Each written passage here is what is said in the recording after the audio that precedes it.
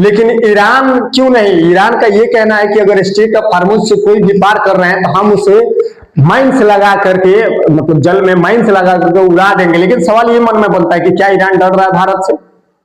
जहां पे ऑस्ट्रेलिया में बात करें तो एलपीजी की हो, पेट्रोल की हो, डीजल की हो, आसमान छू दिया है रेट, क्योंकि खाड़ी देश से तेल नहीं जाने दे रहा है और इस पे नियंत्रण कौन है? ईरान का है। लेकिन ईरान डर रहा है क्या भारत से कि भारत का कुछ नहीं कर पा रहा है और आराम से चल जा रहा है? तो हम आपको बता देना चाहते हैं डर की कोई वजह नहीं है। एक बात जानकारी के तौर पे आपको हम बता देना चाहते हैं कि ये डर नहीं है, ये डर नहीं है, बल्कि ये बात है क्योंकि मालूम है कि ये युद्ध बहुत दिनों तक चलने वाला नहीं है और युद्ध एक ना एक दिन खत्म जरूर होंगे।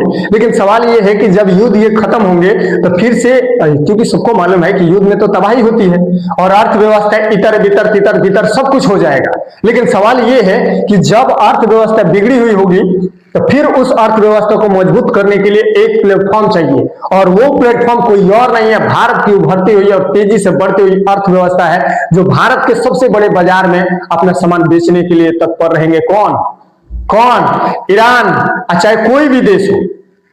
अब एक बात और आपको बता देते हैं, सवाल ये सिर्फ एलपीजी की और क्रूड ऑयल की नहीं है। सवाल ये है कि मीडिया वाले हमारे एक तरफ दिखा रहे, दूसरी तरफ नहीं दिखा रहे। सवाल ये है कि जब खाड़ी देशों से, मन्नार की खाड़ी होते हुए, चाहे यूएई से हो या फिर सऊदी अरबिया से हो या फिर आपका रसिया से हो या फिर ईरान से हो, कच्चा और क्रूड ऑयल आ रहा है, तो सवाल ये है कि इधर से भी कुछ जा रहा है और भारत नहीं जाने देगा।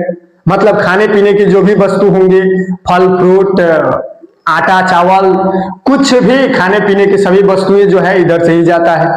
पीने के पानी भी इधर से ही जाता है क्योंकि उधर खाड़ी देशों में पीने के पानी नहीं है, तो सब कुछ इधर से जा रहा है।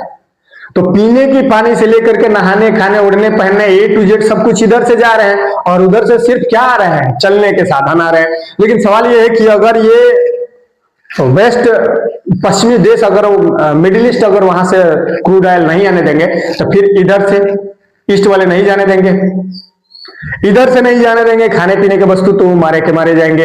और भारत का ना रोकने के पीछे सबसे बड़ी वजह यह है कि भारत का डिप्लोमेटिक पावर और विदेश नीति इतनी स्ट्रांग है वर्तमान समय में। बोलते नहीं है कि 56 इंच वाले सीना। हो सकता है कि मोदी का नाम लेकर तो आपका हो सकता है पिछवाड़ा में आग लग जाए, लेकिन ऐसा कोई बात नहीं है। ध्यान से सुनिएगा, जो सच है उसे बोलना जरूरी होता है।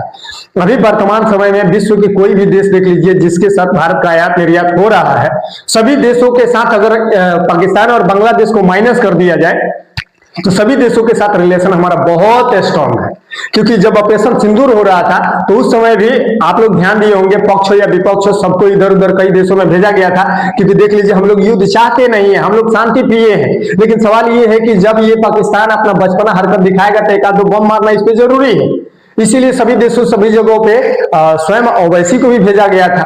ओवैसी को भी ईरान भेजा गया था कि जाकर के बताओ, समझाओ उसे, क्योंकि आप मुस्लिम देश है, 57 मुस्लिम देश है, ठीक है, बने रहिए। लेकिन सवाल ये कि अगर आप दहशतगर्द फैलाइएगा, टेरर फैलाइएगा, तो देखिए हम टेरर दिखाएंगे ही। और ऑपरेशन सिंदूर सिर्फ रुका हुआ, खत्म नहीं हुआ है, और फिर से दहशतगर्दी करेगा तो फिर से उड़ाएंगे।